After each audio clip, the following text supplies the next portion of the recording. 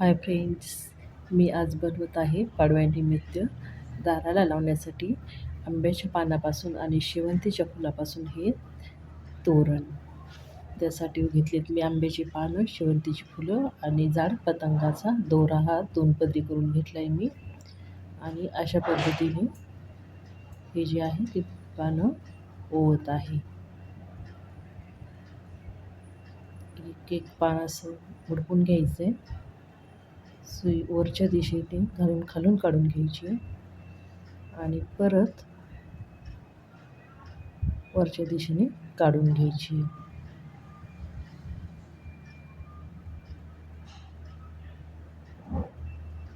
पहा, खालच्या बाजूने मी माल असं मोजून घेते बरोबर, कारण खालच्या दिशेने सगळे एकसारखे आले पाहिजेत. पानं काही एकसारखे नसतात, लहान मोठ्या साईजचे येतात पानं, त्यामुळं असं मोजून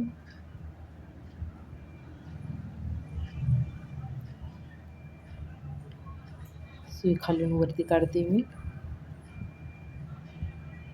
आणि परत वरतून खाली काढून घेते. आता फूल घालायचं आहे. फुलाला सुद्धा खालून वरती सुई काढून घ्यायची आणि अगदी थोडं अंतर ठेवून परत खालच्या दिशेने सुई घालायची. खूप हळूवार असं करावं लागतं हे, नाहीतर मग फूल पूर्ण खाली पडून जातात जर जसं जोरात ओढलं आपण तर. आता परत पान घालते मी. सगळे एकसारखे खालच्या दिशेने यायला पाहिजेत म्हणून असं माप घेऊन एकसारखे घेते मी.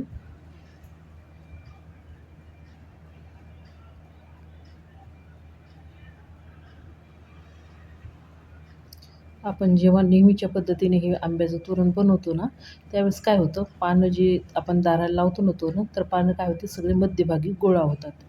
तर तसं होऊ नये म्हणून मी असं एक एक पान ओवून घेत आहे.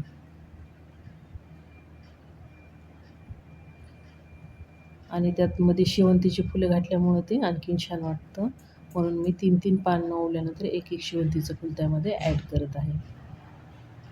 प्रत्येक पानाचं मोजून घेते मी, कारण मग ती एकसारखं दिसतील.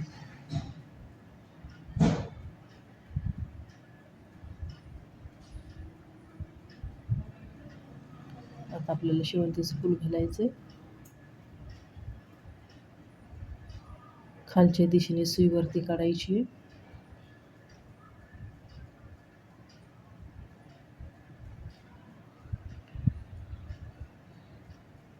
आणि परत थोडं अंतर ठेवून परत खालच्या दिशेने सुई काढायची आणि अलगदपणे असं ओढून घ्यायची, जास्त ओढायचं नाही आहे.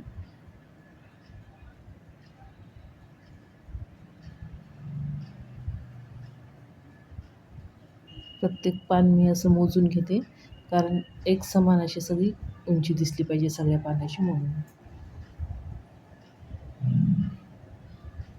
आता परत फूल घालते.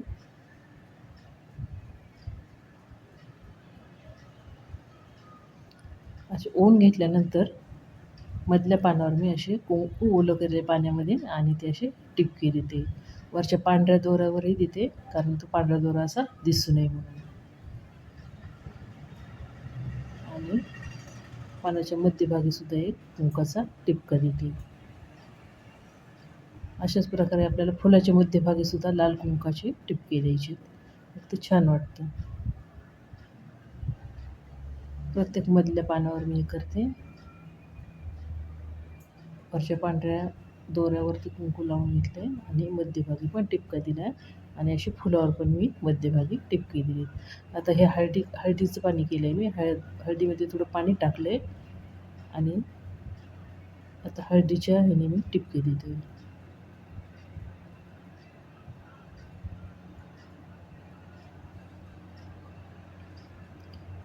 नेहमीच्या प्रमाणे आपण साधं लावण्यापेक्षा थोडं वेगळं केलं ना तर आणखीन छान वाटतं.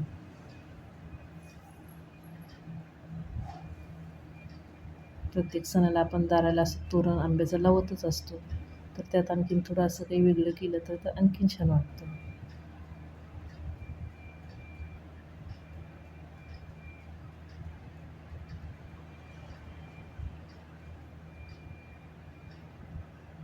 आमच्याकडे तर आम्ही प्रत्येक सणाला असं आंब्याचं तोरण बनवून मी लावत असते, कारण खूप शुभ असतं हे. जर प्रत्येक सणाला दाराला आंब्याचं तोरण लावणं हे खूप शुभ असं मानलं जातं.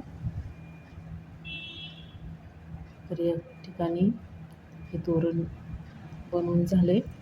हळदी कुंकाचे टिपके मी त्यावर दिलेत आणि आता बघा हे दाराला लावले मी.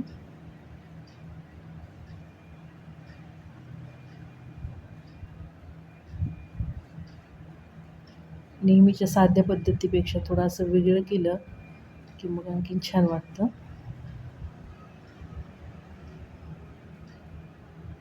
त्याखाली मी दाखवलेलं मोत्याचं तोरण आहे. हे माझं मेन मुख्य प्रवेशद्वार आहे आणि हळदीचं लेपन मी करत असते दाराला प्रत्येक सणाला गुरुवारी आणि रांगोळी आणि वरती हे तोरण. खूप प्रसन्न वाटतं सणाला जर आपण अशी मुख्य प्रवेशद्वाराची जर पूजा केली ना तर खूप प्रसन्न वाटतं.